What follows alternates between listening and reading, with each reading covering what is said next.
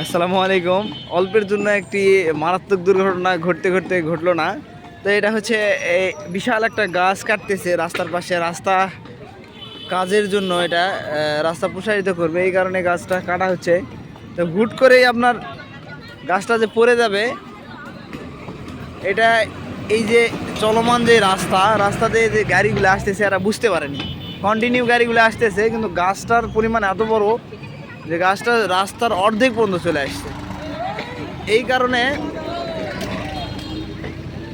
কারণে যেই মুহূর্তে গাছটা মাটিতে পড়তেছে ওই মুহূর্তেই আরেকটা ভ্যান এবং সাথে আরও কিছু গাড়ি ছিল, কিন্তু দুর্ভাগ্যক্রমে ওই ভ্যানটি গাছের নিচে পড়ে যায়।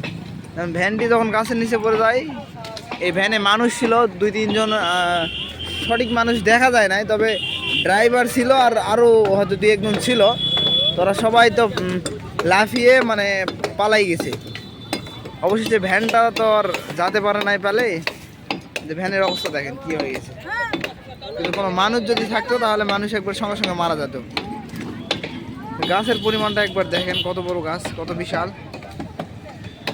আর গাছের যত ডালপালা আছে সব মনে করেন সাধারণ জনগণ ইচ্ছা মতো কাটে নিয়ে চলে যাচ্ছে। এই যেন এক প্রতিযোগিতার মতন চলতেছে। যে ডালগুলা কাটতেছে, যে কার মাথায় পড়বে তারও কোনো গ্যারেন্টি নাই। একবার জিনিসগুলো দেখেন, যে ওই যে উপরে ভাই কাটতেছে,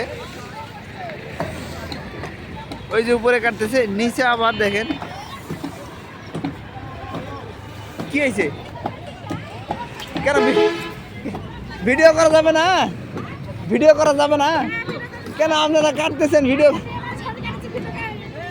তা আপনি রাস্তাতে আসবেন কেন?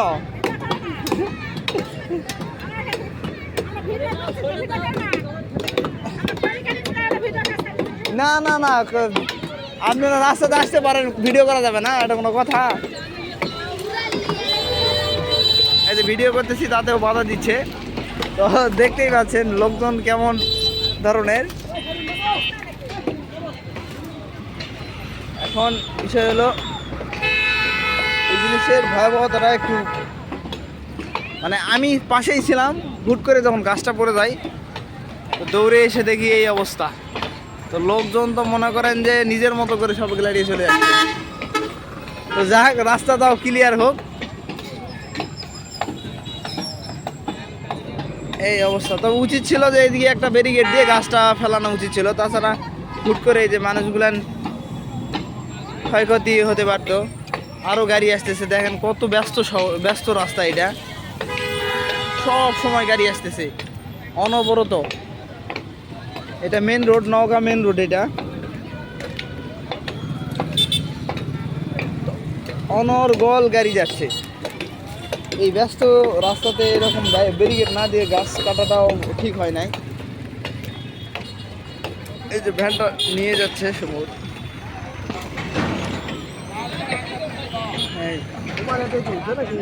ভ্যান কি আপনার এটা?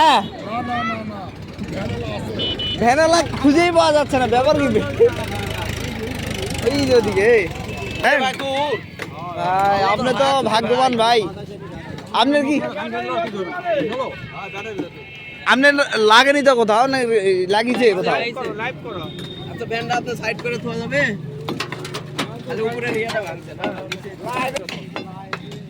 কি অবস্থা! এই যে ভ্যান, পুরা গাছটা ভ্যানের উপরে উঠছে। দেখি আবার আমার এদিকে আবার ডাল ডুল পড়তেছে নাকি, মানে গাছ থাকাও মুশকিল। এই যে এই ভাইয়ের ভ্যান, তো ভাই এদিকে ভ্যানটা রাখে।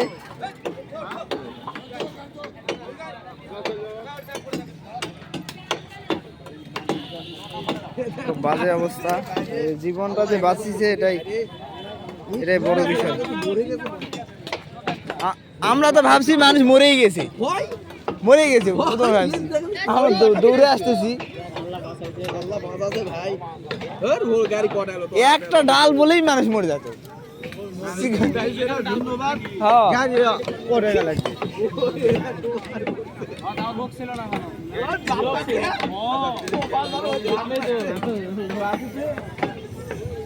দেখেন রাস্তাটা কত ব্যস্ত, এরপরে এই জায়গাতে এরকম যদি ব্যারিকেড ছাড়া যদি করে তাহলে হবে। ব্যারিকেড না দেওয়ার কারণে এই সমস্যাটা হয়েছে, ব্যারিকেড যদি দিত তাহলে এরকম হতো না। আচ্ছা, আজকের ভিডিও এখান পর্যন্ত, আর বেশি লম্বা করলাম না।